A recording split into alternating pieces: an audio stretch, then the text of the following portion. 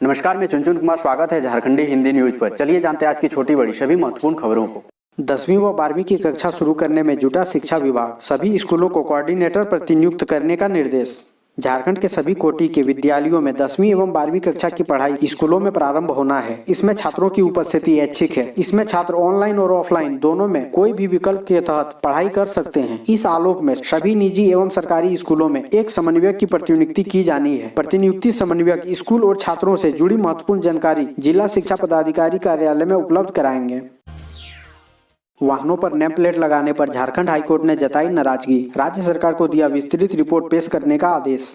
झारखंड उच्च न्यायालय ने सरकारी और निजी वाहनों में नेम प्लेट और पदनाम का बोर्ड लगाने वालों के खिलाफ राज्य में कार्रवाई नहीं होने पर नाराजगी जताई है। हाई कोर्ट के मुख्य न्यायाधीश न्यायमूर्ति डॉक्टर रवि रंजन और न्यायमूर्ति सुजीत नारायण प्रसाद की अदालत ने शुक्रवार को गजाला तनवीर की याचिका पर सुनवाई की। सुनवाई के दौरान हाईकोर्ट ने टिप्पणी करते हुए कहा कि वाहनों में पदनाम और बोर्ड लगाकर चलाने वालों को सरकार छूट देकर वीआईपी कल्चर को बढ़ावा दे रही है। आवासीय विद्यालयों में पढ़ने वाले बच्चों को स्कूल बुलाने पर विभाग की चुप्पी।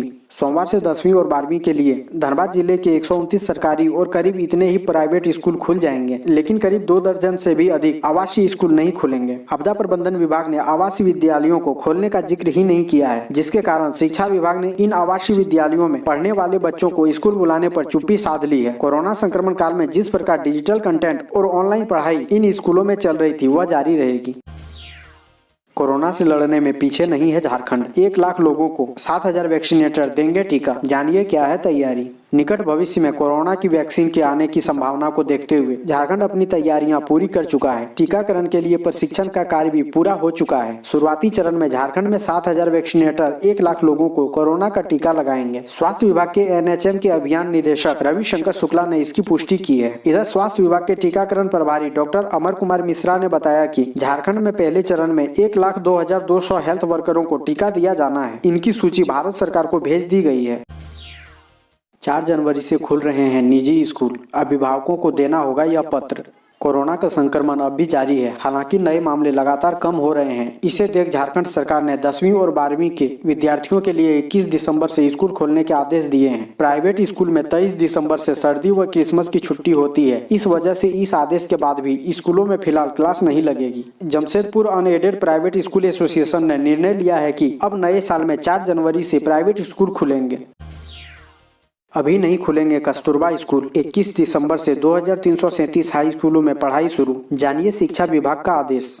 राज्य सरकार ने भले ही 21 दिसंबर से कक्षा 10 तथा 12 के बच्चों के लिए स्कूल खोलने की अनुमति दे दी है, लेकिन कस्तूरबा गांधी बालिका आवासीय विद्यालय अभी नहीं खुलेंगे। इसे खोलने को लेकर बाद में अलग से आदेश जारी किया जाएगा। इसके पीछे कारण बताया जा रहा है कि राज्य सरकार के आदेश में आवासीय विद्यालयों को खोलने का जिक्र नहीं किया गया है। अधिसंख्य कस्तूरबा गांधी आवासीय विद्यालयों का इस्तेमाल क्वारंटाइन सेंटर के रूप में किया गया था। क्वारंटाइन सेंटर में रहने वालों ने विद्यालय के बेड, चादर तथा अन्य वस्तुओं का इस्तेमाल किया था। झारखंड शिक्षा परियोजना परिषद इन विद्यालयों को पूरी तरह सैनिटाइज करने के बाद ही इन्हें खोलना चाहता है। सरयू राय की पार्टी में शामिल हुए विहिप के पूर्व मंत्री रमेश पांडे। विश्व हिंदू परिषद के पूर्व मंत्री और समाज सेवी रमेश पांडे ने जमशेदपुर पूर्वी के विधायक सरयू राय की उपस्थिति में शनिवार को रांची में भारतीय जनता मोर्चा की सदस्यता ग्रहण की। भाजपा के केंद्रीय अध्यक्ष धर्मेंद्र तिवारी ने उन्हें फूल माला पहनाकर अंग वस्त्र देकर पार्टी की सदस्यता दिलाई। विधायक सरयू राय ने उन्हें पार्टी में शामिल होने पर उनका अभिनंदन किया तथा शुभकामनाएं दी। HRCT जांच के लिए 2,000 की जगह वसूल रहे 3,500 रुपए। जानिए क्या है सरकार की गाइडलाइन। कोरोना के लिए RT-PCR की जांच दर 400 रुपए निर्धारित होने से राज्य के लोगों ने राहत की सांस ली है, लेकिन संक्रमण की पुष्टि होते ही रेडियोलॉजी जांच संक्रमितों का बजट बिगाड़ दे रहा है। अस्पताल में भर्ती होते ही मरीज को रेडियोलॉजी जाँच HRCT कराने की सलाह दी जा रही है। निजी जाँच घर और निजी अस्पताल HRCT के 3,500 से 4,000 रुपए वसूल रहे हैं, जबकि इसका कुल खर्च 2,000 रुपए ही आता है। सेंट्रल गवर्नमेंट हेल्थ स्कीम में भी HRCT जांच की दर 2,000 रुपए ही निर्धारित है। पुरानी पेंशन के लाभ की मांग को लेकर हाईकोर्ट पहुंचे 100 से ज्यादा पुलिसकर्मी। पुरानी पेंशन योजना का लाभ देने की मांग को लेकर 100 से ज्यादा पुलिसकर्मी ने झारखंड हाईकोर्ट में याचिका दाखिल की है। सतीश शुक्ला व अन्य की ओर से अधिवक्ता चंचल जैन ने हाईकोर्ट में उक्त याचिका दाखिल की है। अधिवक्ता चंचल जैन ने बताया कि इस याचिका में पुरानी पेंशन योजना का लाभ दिए जाने की मांग की गई है। इसके लिए केंद्र सरकार के 17 फरवरी 2020 में जारी अधिसूचना झारखंड में लागू किए जाने की बात कही गई थी। झारखंड के युवा फिल्म मेकिंग की ले रहे हैं ट्रेनिंग। मुंबई के प्रसिद्ध सिनेमा एडिटर और निर्देशक दिलीप देव ने अपने अभियान फिल्म और वीडियो मेकिंग कला, रोजगार और व्यापार के तहत 2 दिवसीय वर्कशॉप की शुरुआत सिमडेगा में की। उनका यह अभियान झारखंड के सभी जिलों में फिल्म, म्यूजिक और वीडियो मेकिंग में रुचि रखने वाले युवाओं को मेकिंग की बारीकियों और आधारभूत जरूरतों के बारे में अवगत कराया जाएगा। आज इंटरटेनमेंट, स्ट्रीमिंग और तरह तरह के OTT प्लेटफॉर्म के आने से इस क्षेत्र में रोजगार और व्यापार की संभावनाएं बढ़ गई है। झारखंड के क्षेत्रीय भाषाएं पीछे न रह जाए, इसलिए इस वर्कशॉप का आयोजन किया जा रहा है। खास बात यह है कि ट्रेनिंग निःशुल्क दी जा रही है। 15 जनवरी से शुरू होगी BPL नामांकन की प्रक्रिया, प्रधान सचिव ने जारी किया निर्देश। BPL नामांकन को लेकर विभाग काफी गंभीर है। सरकार के प्रधान सचिव मृदुल सिन्हा ने इस बाबत जिला शिक्षा अधीक्षक को न केवल निर्देश जारी किया है, बल्कि नामांकन प्रक्रिया की पूरी गाइडलाइन भी जारी की है। हालांकि धनबाद जिले में BPL नामांकन को लेकर प्रक्रिया शुरू कर दी गई थी। अब नए आदेश के बाद BPL प्रक्रिया को नए गाइडलाइन के अनुसार करना होगा। विभाग ने इसके लिए कुल 7 निर्देश जारी किए हैं, जिसके तहत नामांकन प्रक्रिया की जाएगी। BPL नामांकन की प्रक्रिया 15 जनवरी से शुरू हो जाएगी। आवेदन जमा करने की अंतिम तिथि 27 जनवरी रखी गई है। इसरो के चेयरमैन बोले, भारत की अर्थव्यवस्था सबसे मजबूत। NIT जमशेदपुर का 10वां दीक्षा समारोह वर्चुअल मोड में शनिवार को आयोजित हुआ। इसमें दीक्षांत भाषण इसरो चेयरमैन डॉक्टर के सिवन ने दिया। उन्होंने कहा कि भारत गरीब नहीं है। छात्रों को इस बात का ध्यान रखना होगा कि मानवीय जरूरतों को ध्यान में रखते हुए तकनीक का विकास हो। महिला के जमींदोज होने के बाद प्रशासन से लेकर प्रबंधन तक रेस, अग्नि प्रभावित क्षेत्र का सर्वे शुरू।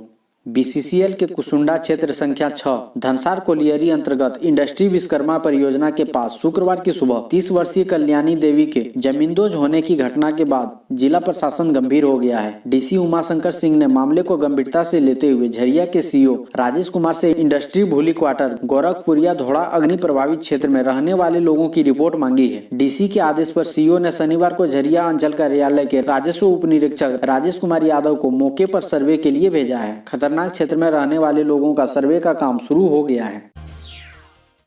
परीक्षा की तैयारी को लेकर कैलेंडर आधारित होगी पढ़ाई, साप्ताहिक कार्य योजना भी बनी।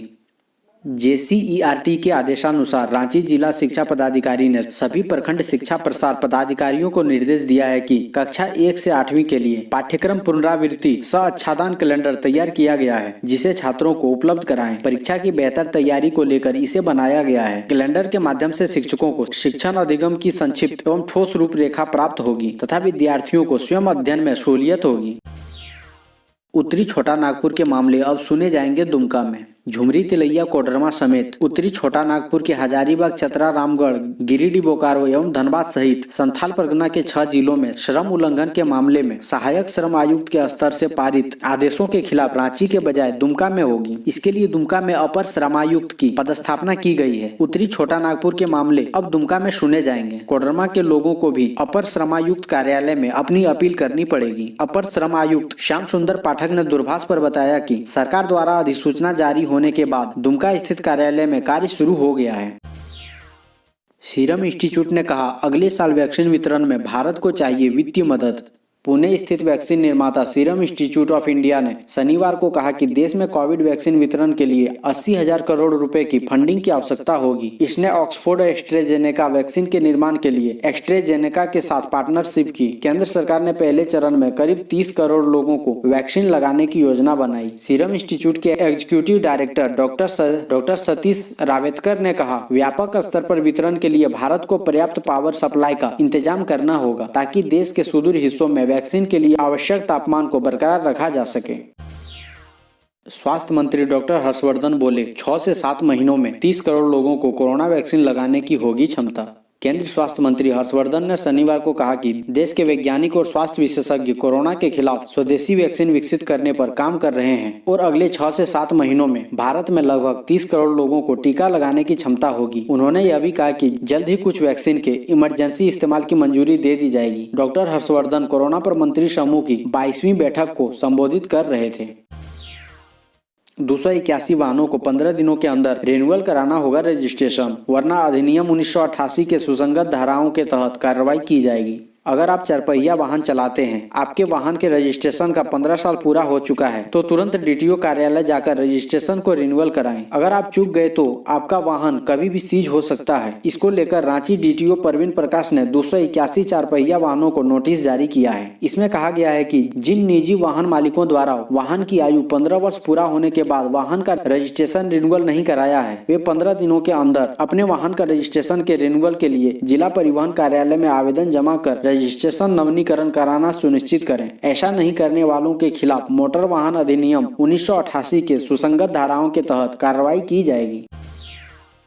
महंगी हो सकती है बिजली, 13% बढ़ोतरी का प्रस्ताव। बिजली नियामक आयोग इस पर अपनी प्रक्रिया शुरू करेगा। झारखंड में एक बार फिर बिजली महंगी होने वाली है। झारखंड बिजली वितरण निगम ने अगले वित्त वर्ष 2021-22 के लिए वर्तमान बिजली दरों में 13% तक बढ़ोतरी का प्रस्ताव दिया है। हालांकि प्रस्ताव में अभी यह नहीं बताया गया है कि किस श्रेणी में कितनी बढ़ोतरी की जाएगी। प्रस्ताव में निगम ने 8,083 करोड़ का एनुअल रेवेन्यू रिक्वायरमेंट भी फाइल की है। अब बिजली नियामक आयोग इस पर अपनी प्रक्रिया शुरू करेगा। आयोग पहले जन सुनवाई आयोजित करेगा, इसके बाद ही बिजली दरों में बढ़ोतरी पर कोई फैसला लिया जाएगा।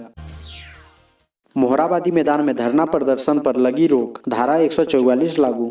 मोहराबादी मैदान में धरना प्रदर्शन, जुलूस आदि पर जिला प्रशासन ने रोक लगा दी। राजनीतिक पार्टी, संगठन या कोई अन्य धरना प्रदर्शन आदि नहीं करे। इसके लिए धारा 144 शुक्रवार की सुबह 6 बजे से ही लागू कर दी गई। अनुमंडल मजिस्ट्रेट पवन कुमार के जारी निर्देश के अनुसार परिशांति भंग होने और विधि व्यवस्था की समस्या उत्पन्न होने की आशंका को देखते हुए धारा 144 अगले आदेश तक लागू रहेगा। आदेश जारी होने के बाद अब मोहराबादी मैदान क्षेत्राधिकार में सरकारी काम में लगे अधिकारी या कर्मचारी को छोड़कर 5 या 5 से अधिक व्यक्ति का एक साथ एक जगह जमा नहीं हो सकेंगे।